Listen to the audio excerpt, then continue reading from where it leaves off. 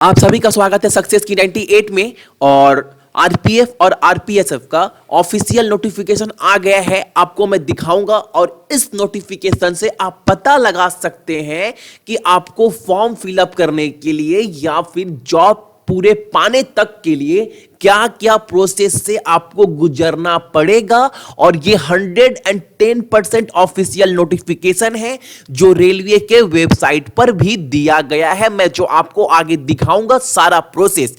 लेकिन पहले बोल दूं, जो भी बच्चे फर्स्ट टाइम सक्सेस की 98 पर विजिट कर रहे हैं ना, वो प्लीज चैनल को सब्सक्राइब कर लीजिए, नीचे रेड वाले बटन को दबाकर साथ में नोटिफिकेशन के बेल को भी दबा दीजिए ताकि आप रेलवे के लाइव क्लास को अटेंड कर पाए बिल्कुल फ्री में, अगर आप रेलवे की तैयारी करते हैं, बैंक या फिर एसएससी का। ठीक है, तो चलिए बढ़ते हैं ऑफिशियल नोटिफिकेशन की तरफ कि कहां दिया गया है, कैसे दिया गया है। इंडियन रेलवे का ऑफिशियल वेबसाइट है आरपीएफ का, देख रहे हैं, भारतीय इंडियन रेलवे। आप जाकर चेक भी कर सकते हैं। देखो, जैसे ही थोड़ा नीचे आएंगे आप लोग, नीचे आने के बाद आप एक चीज देखिएगा कि देखिए यहां पर directive 43 procedure for recruitment in RPF and RPSF, ये वाला ये ऑफिशियल वेबसाइट है। मैं पहले आपको क्लियर कर दूं, बिल्कुल भी अपने माइंड में डाउट मत रखिएगा इस चीज को लेकर कोई भी बच्चा, ठीक है। और अगर आप इस नोटिफिकेशन को डाउनलोड करेंगे तो आपके पास निकल कर क्या आएगा, एक नोटिफिकेशन जो मैंने डाउनलोड करके ऑलरेडी रखा हुआ है आप लोगों के लिए। तो चलिए उसको ओपन करके दिखलाते हैं क्या क्या क्राइटेरिया है इस नोटिफिकेशन में। आइए, ऑफिशियल नोटिफिकेशन है जो आपको ऑफिशियल वेबसाइट पर दिया गया है आरपीएफ को, और जो मैंने आपको लिंक दिखलाया भी, आप वहां पर जाकर बेहिचक डाउनलोड कर देख सकते हैं। लेकिन मैं आपको दिखा दूं क्या क्या इंपॉर्टेंट टॉपिक है, प्रोसेस है, पैटर्न है, एग्जाम कैसे होगा, हाइट क्या चाहिए, एज क्या चाहिए। मैं इंपॉर्टेंट टॉपिक आपको दिखा दे रहा हूं फटाफट, तो आप एक बार नोट्स कर लीजिएगा और कम से कम सारे बच्चों के साथ जरूर शेयर करिएगा वीडियो को, ताकि वो लोग भी देख पाए कि उनको इस फॉर्म को फिलअप करने के लिए क्या क्या चाहिए। और जॉब तक ना पाने तक, जब तक जॉब नहीं मिल जाता, उनको किन किन प्रोसेस से गुजरना पड़ेगा। तो आइए डिस्कस करते हैं पहले वाले पर। चलिए देखिए, पहला जो टॉपिक है वो है eligibility of candidate, educational qualification और उम्र। सब इंस्पेक्टर के लिए जो चाहिए, आपको क्या चाहिए कि आप ग्रेजुएट होने चाहिए और मिनिमम जो उम्र है वो 20-25। सब इंस्पेक्टर बैंड के लिए पोटेंशियल बैंड मास्टर कोर्स और इक्विवेलेंट और 20 और 25 उम्र, मिनिमम 20, कम से कम 20 साल, ज्यादा से ज्यादा 25 साल। और देखो कांस्टेबल एंड सिविल के एस प्रोवाइड। और इस फॉर्म को फिलअप करने के लिए मैं आपको बता दूं, सिर्फ सब इंस्पेक्टर वाले पोस्ट को छोड़कर ये वाले, इस फॉर्म को फिलअप करने के लिए आप क्लास 10 के अगर पास है तो आप इस फॉर्म को बिना किसी डाउट के फॉर्म फिलअप कर सकते हैं। मैं आपको आगे भी दिखलाऊंगा, ठीक है। तो बिल्कुल भी आप टेंशन मत लो कि फॉर्म में फिलअप करने के लिए क्या क्या चाहिए, भैया हम एलिजिबल है कि नहीं। चलिए थोड़ा आगे बढ़ते हैं और आपको मैं दिखाता हूं। देखिए एक चीज और इंपॉर्टेंट है, ये वाला बहुत ज्यादा इंपॉर्टेंट है, बहुत ही ज्यादा। क्या है, देखिए अगर आप जनरल और ओबीसी के कैंडिडेट्स हैं तो मेल के लिए हाइट, जो हाइट है वो 165 सेंटीमीटर होना चाहिए और फीमेल का 157। अगर आप एससी एसटी से हैं तो 160, 152। और फॉर घरवाली, गोरखान, मराठा, डोगरास, ये सब अगर कैटेगरी से हैं तो 163 पुरुष के लिए और 155 महिलाओं के लिए। और चेस्ट के मामले में सिर्फ पुरुषों के लिए बिना फुलाए हुए 80 सेंटीमीटर और फुलाने के बाद 85। उसी तरह एससी एसटी के लिए 76.2, 81.2, 80, 85। चलिए ये तो बात हो गई चेस्ट हाइट के लिए। अब मैं आपको दिखाता हूं एक और जो इंपॉर्टेंट है, मैं आपको बस उसी के तरफ लेकर जा रहा हूं ताकि आप लोग अच्छे से देख पाओ।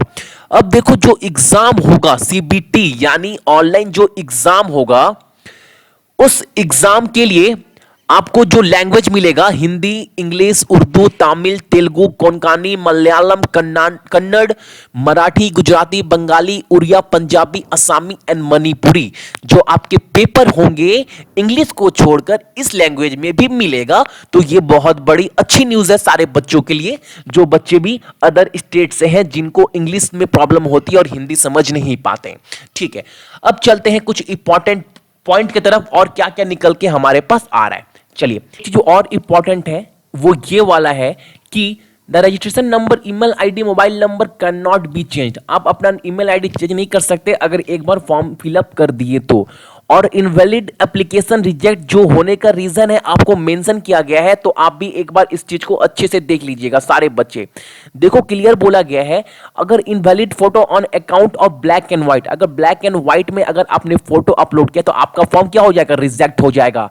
फोटो में अगर आपने कैप पहना है या फिर चश्मा पहना है तो आपका फोटो क्या होगा, रिजेक्ट हो जाएगा। स्मॉल साइज का है, फुल बॉडी में है, तो ये सब चीज आप देख लीजिएगा फॉर्म फिलअप करते वक्त। तो ग्रुप डी के फॉर्म फिलअप करते वक्त बहुत सारे बच्चे डाउट में थे इस चीज को लेकर, तो आप बिल्कुल ये सब गलती मत करिएगा अगर आप आरपीएफ के एग्जाम को लेकर सीरियस है तो।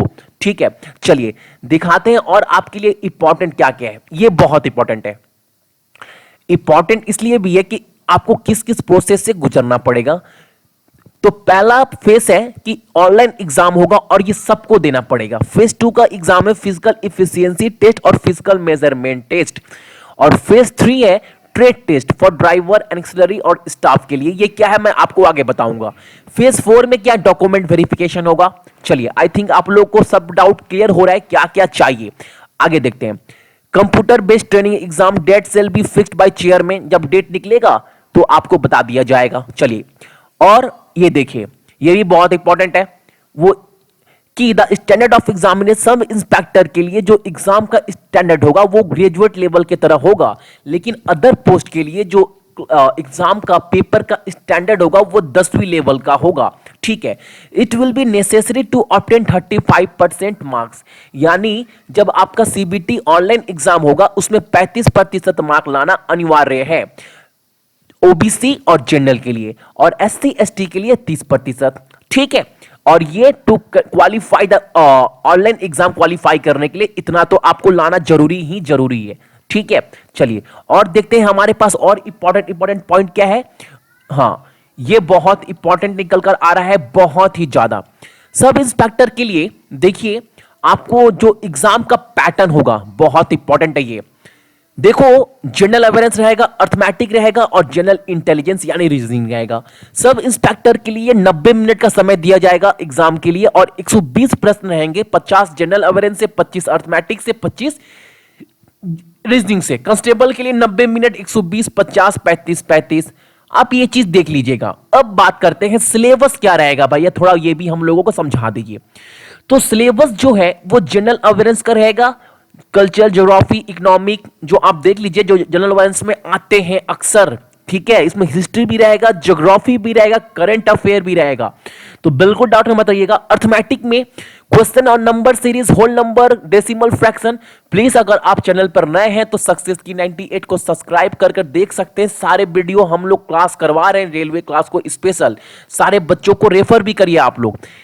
रीजनिंग के बहुत सारे क्लास हम लोगों ने ऑलरेडी कंप्लीट करवा चुके हैं, आप जाकर सक्सेस की 98 पर चेक कर सकते हैं सारे बच्चे।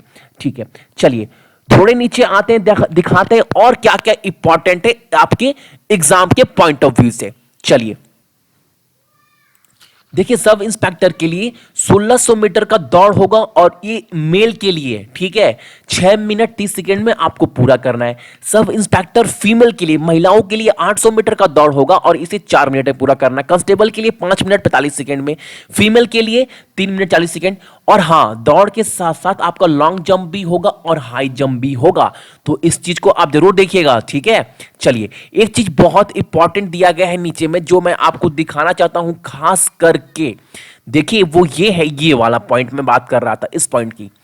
इस पॉइंट में दिया गया है कि 1600 और 800 मीटर दौड़ के लिए आपको सिर्फ 1600 और 800 मीटर दौड़ के लिए आपको सिर्फ एक चांस दिया जाएगा, लेकिन लॉन्ग जंप और हाई जंप के लिए हर कैंडिडेट को 2 चांस, 2 मौके दिए जाएंगे। तो ये बहुत इंपॉर्टेंट था।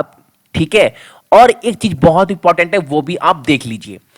देखो वो ये है कि ड्राइवर 23, हाँ ये वाला जो मैं बात कर रहा था ट्रेड को लेकर, ट्रेड वाले को लेकर जो जिसकी बात मैं कर रहा था वो ये वाला है। देखिए, अगर बार्बर के लिए पोस्ट के लिए अप्लाई कर रहे हैं नाई के लिए, तो handling of tools, hair cutting, shaving, ये सब टेस्ट आपको देना पड़ेगा अगर बार्बर के लिए। स्वीपर के लिए cleaning of septic tank, sweeping, cleaning of toilets, cleaning of bathroom. तो ये ट्रेड, अगर आप इस ट्रेड के लिए अप्लाई कर रहे हैं तो आपको ये टेस्ट देना पड़ेगा। आप देख सकते हैं किसके लिए क्या रिक्वायरमेंट है, तो ये आप देख लीजिएगा सारे बच्चे, खास कर अगर आप सीरियस हो एग्जाम को लेकर, तो अदरवाइज एग्जाम तो आते रहते हैं जाते रहते हैं। ठीक है, अगला, जैसे मैंने आपको बताया भी था कि जो फॉर्म चाहिए, जिस फॉर्म आरपीएफ और या आरपीएसएफ के लिए फॉर्म के लिए आप फिलअप कर सकते हैं, वो मैट्रिक के ऊपर।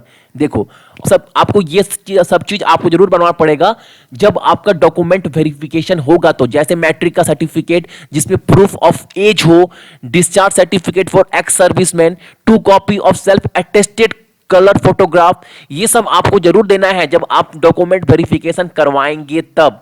आई होप आपको समझ में आया होगा, और ये बिल्कुल फेक नहीं है, ये 100% ऑफिशियल नोटिफिकेशन है आरपीएफ का। आप सारे बच्चों को बता सकते हैं कि आप इसको जरूर देख लीजिए अगर आप इंटरेस्टेड हो आप फॉर्म को लेकर। तो ये आरपीएफ के ऑफिशियल वेबसाइट पर भी दिया गया है। चलिए, आई थिंक सारे बच्चे समझ पाए होंगे। सो आज के लिए सारे बच्चों का धन्यवाद, और जो भी बच्चे चैनल पर नए हैं प्लीज चैनल को सब्सक्राइब कर लीजिएगा और साथ नोटिफिकेशन बेल को दबा लीजिएगा, ताकि आप रेलवे की तैयारी को बिना किसी फीस के फ्री में कर पाए। ठीक है, चलिए, सो आज के लिए सारे बच्चों का थैंक यू।